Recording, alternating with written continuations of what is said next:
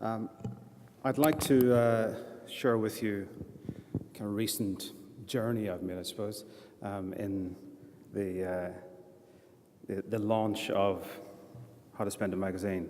I mean, it was a real privilege to be working on this. A privilege, but at the same time, a challenge because of the heritage of the magazine and, you know, that eternal question of what does luxury mean online and how do you translate a brand like this. And, you know, the magazine speaks for itself and what it does. And I think obvious kind of fitting environment to be launching this presentation.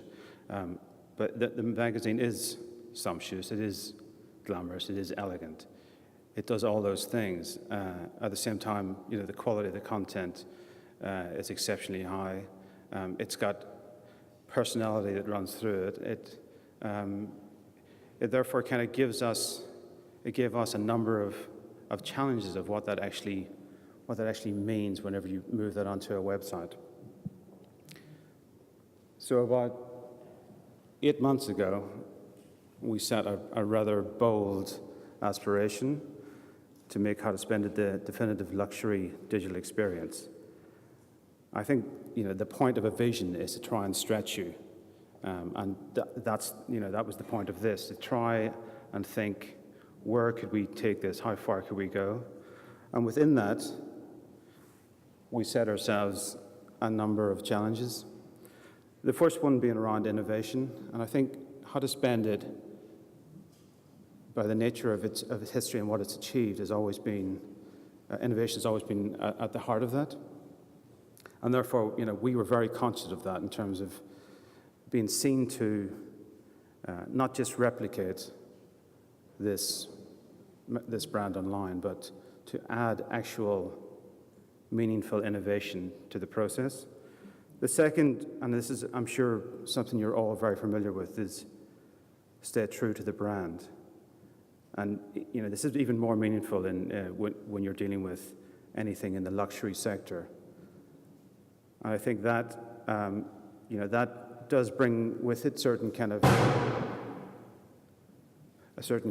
cautious view at times, and that's something we had to challenge. Engage advertisers. I think, you know, this was seen from day one as an opportunity to provide a new environment for brand advertising and a new way of creating a new level of engagement. Simplify editorial process. And I think this is vital with this project. It's one thing launching a new product. It's another thing making that sustainable and giving it life over a long period. And I think we work particularly hard on not just how the website looks to the end user, but what it means to the How to Spend It editorial team. And the last one is obvious, make some money. The first step we made, and I think this is it's always good whenever you kind of get off to a good start in a project. And the first decision that we made, which was, I can't underestimate this, how important it was, is to put our team, our project team, on site with the How to Spend It team. I think that, you know, with a brand like How to Spend It and luxury brands in general, there is a degree of kind of mystique and aura that surrounds them. And it's quite difficult at times to penetrate what that means, what the personality is. And for us to be on site, to see this magazine in operation, and just feel that personality wash over you was absolutely vital for my team to try and get a sense quickly of what this brand's about. And, you know, frankly, my team are certainly not the demographic who reads this magazine, so they had to work extra hard in terms of trying to understand that brand. And also, you know, the interactions we had with the editorial team, ad sales, and IT guys. This was of a frequency that was unusual in terms of this type of project development. We were meeting 2-3 times a week for regular updates. So, you know, we were lucky and fortunate that the team we work with had the ability to make decisions there and then. And again, I think these are kind of contributing factors, and I would really advocate if you get the opportunity to bring an outside agency into your organization to help get that close proximity. I think you can really do interesting things. So the next thing we decided to do is kind of think, well, what's our start point? And this is often difficult. This is kind of the moment where you're staring at a blank sheet of paper. And I think the interesting thing was that we kind of knew what we didn't want to do before we knew what we wanted to do. And what we didn't want to do is what all these other websites are doing. And I'm not talking about the content they have on their websites, but I'm talking about the user and brand experience that these websites invoke. I mean, frankly, if you were to cover up some of the logos, you wouldn't know which one you're on. And they're all built on conventions. They're all built on stuff that is reasonably tried and tested from a kind of structure and from a navigational perspective. But they aren't trying anything new to reinvent themselves online. So I think that led us to kind of think, where are we going to get inspiration? Where are we going to get new ideas and put those into the mix? And I think this is where it becomes interesting for luxury, because there's no point looking over your shoulder, looking at your nearest competitor, because they're going to be doing something very similar to yourself, and it just leads you to doing something similar and something which doesn't progress very far.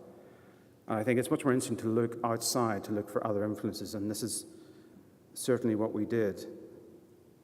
One thing we get very interested in is, and obviously it's very applicable to how to spend it, but is the reading experience. And this is the new Kindle DX, which I think, in my opinion, it's going to be a bit of a game changer in terms of reading screen-based media. But what it offered us was a kind of a view of kind of how simple and aesthetic and how we can, if we can get into a world where we just pare down and strip back things whenever you're actually reading something, that at least can move the online reading experience forward. And the innovations around this product in terms of how you can customize the interface and how you can change the controls. These are considerations that rang home with us and made us think about what we want to offer the user in terms of adaptability of the interface. So this was one of the big themes that we tried to carry throughout the project, which was this idea of uninterrupted reading.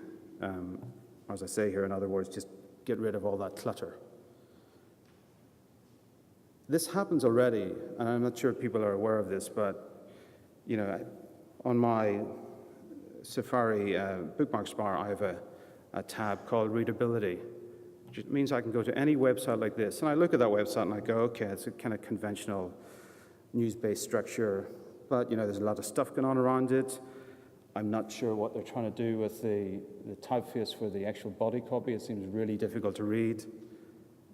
So what I'll do, I'll just press my button called Readability, and I'll strip everything off, and I'll read it in a very simple manner. Now that's a bit frightening because it's stripping everything out. It's stripping all aspects of the brand, advertising, and it's going to be a very small number of people who use this type of browser add-on. But what is interesting about it is, again, the reading experience. So if we can create environments where users don't have to adapt stuff, that we can meet them halfway or more than that in terms of making an environment comfortable,